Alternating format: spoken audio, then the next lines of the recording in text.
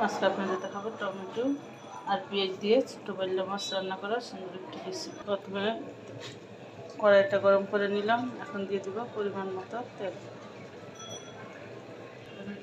তেলটা গরম হয়ে গেছে, এখন দিয়ে দিব পেঁয়াজ কুচির সাথে টমেটোগুলো একসাথে আমি ভেজে নিব।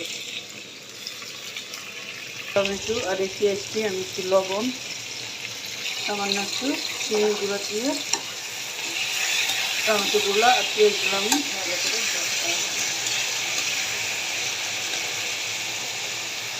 দিয়ে বাইলে মাছগুলো আমি একটু লবণ, একটু রসুন বাটা, সামান্য পরিমাণ হলুদের গুঁড়া, পরিমাণ মতো মরিচের গুঁড়া, পরিমাণ মতো ধনিয়ার গুঁড়া, পরিমাণ মতো জিরার গুঁড়া, সামান্য একটু তেল দিয়ে মশলার সাথে আমি মাছটা মেখে রেখে দিই। মাছটা মেখে রেখে দিই। টমেটো আর পেঁয়াজটা আমি ভালো করে দিয়ে দিই। টমেটো আর পেঁয়াজগুলো আমার ভাজা ভাজা হয়ে গেছে, মাছগুলো দিয়ে দিব।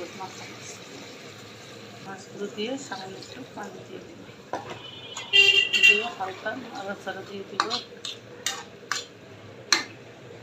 4-5টা কাঁচামরিচ।